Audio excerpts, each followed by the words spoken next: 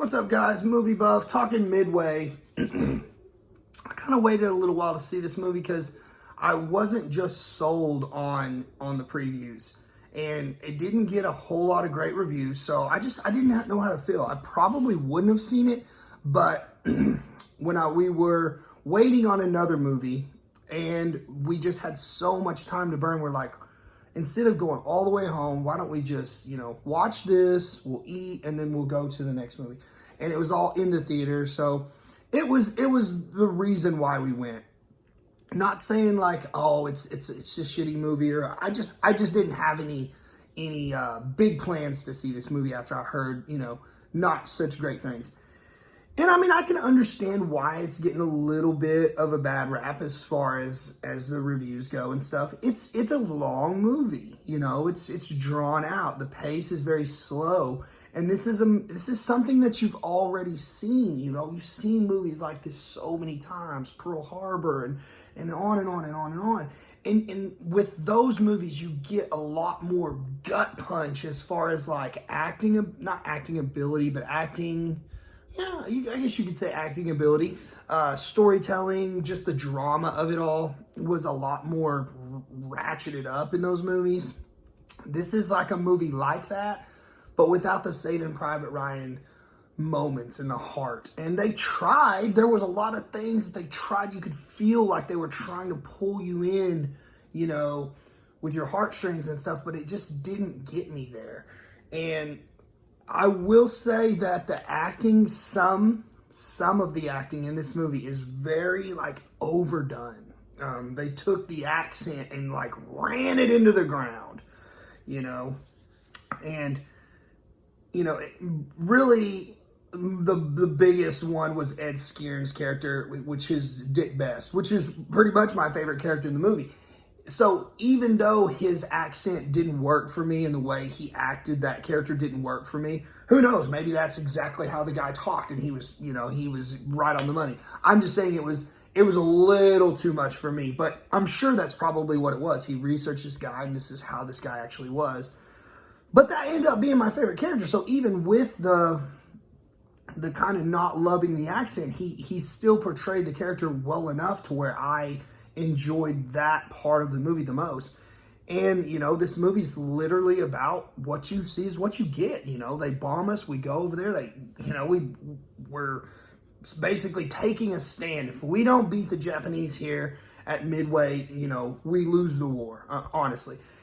And it even said toward the end, because it has all the actual guys that all these guys portrayed, these were all real men, these were all real events. And it had all their, accolades and awards and, everything that they had done. And a lot of these things haven't still been beaten today. These records that was happening way back when still stand. And that's something that's really awesome. And, I've got a lot of buddies that serve, a good buddy of mine, Nate, is actually in the military. He's in the Navy. So, I'm sure this movie would resonate more with him than it would with me, because he's actually knows a little bit more about, what's going on in that feeling of that camaraderie that you have with your fellow soldiers. And they portrayed that very well.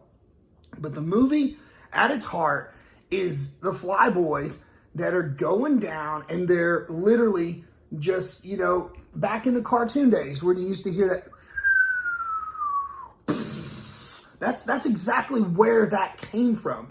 They're taking these torpedoes and they are dive bombing. I mean, you can see it right here. He's going in for a run and they go straight down and they're just, these planes are barely even holding together and stuff. And they've got this little, tiny target that they're looking into, and they've got to just hit this, they've got to release and just right at the right second, or they're done.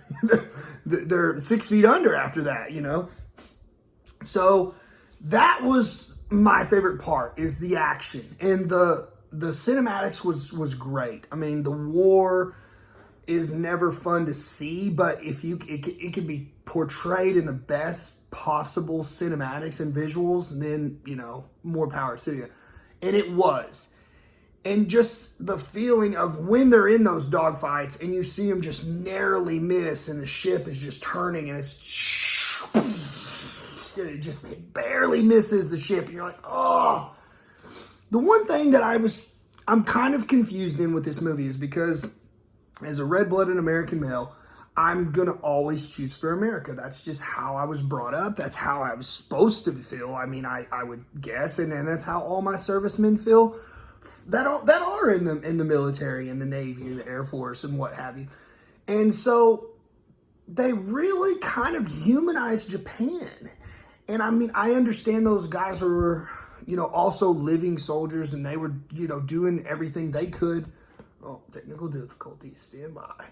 They were doing everything they could for their country as well. So that, absolutely accolades for them. But this is a war, and you like in a movie, like I feel like you pick sides. And definitely they favored, us, but they really humanized them as an enemy. You almost felt like they wanted you to feel sorry for the Japan and almost kind of wanted to root for them at some points and stuff. And I just really didn't care for that. If an enemy's an enemy, I'm going in to kill, and that's kind of how I am wired. But I didn't care to see both sides of the fence, how the Japan, were reacting or celebrating or getting pissed off at what we were doing. It was interesting seeing both sides of the spectrum, but I just would have rather have seen less of their perspective and more of ours. But the movie was long enough as it is. So, in my opinion, a lot of that could be taken out and this movie would have so much better pacing. But I'm not a director. I'm not a producer. I'm just a guy on, YouTube talking about movies. So my vote means nothing, but this is just my 2 cents. And that's the way I felt about it. Like I said, it was an okay movie. I didn't come out like, oh man, it fucking sucked. No, but I did come out with like, well, that's why that got some poor reviews, and it was funny because my girl, which this is after, a huge meal and stuff. So, I mean, like, let's give her some credit, but she was snoozing. I mean, snoozing. I'll even put I think I got like a little video clip that I'll put in the links of this video, where you can see that she is just out. So, I mean, we were in very, very comfortable reclinable seats with heaters. And like I said, we just had a big meal. So totally understandable. I was even kind of fighting it at some points, but I was able to stay up because I wanted to make sure and have a good recollection of the movie so I could review it and stuff. But, it's got an all-star cast. It's got great cinematics. I'm sure it's very true to life. I'm sure the people that know how these characters were and how the events unfolded, it's all very real. So if you have any want to see this movie or you are a serviceman, you can understand this movie on a deeper level, go see it, guys. Give this movie some love because it's not getting a lot of box office love, and it does deserve a little bit more simply for the portrayal of these, brave men that did fight for our freedoms and stuff. So until next time, guys, we'll see you at the movies.